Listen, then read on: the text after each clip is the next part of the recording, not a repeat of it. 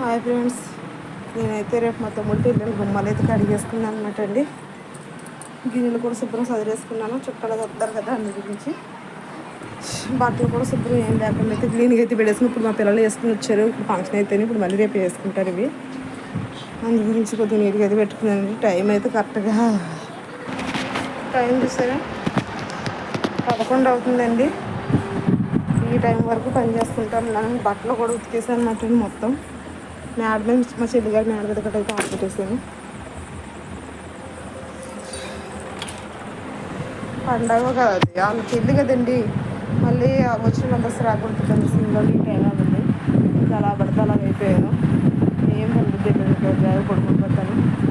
గోరింటాకు పెట్టుకుంటానండి. చేతులు తిమ్మిర్లు ఎక్కుతున్నాయి నాకు. చెయ్య కాలు కొద్దిగా లాగుతూ ఉంటుంది. అందుకనేసి గోరింటాకు అయితే రుబ్బి ఫ్రిడ్జ్లో పెట్టించాయండి. అదైతే పెట్టుకుంటాను. ఇప్పుడు పెట్టేసుకుని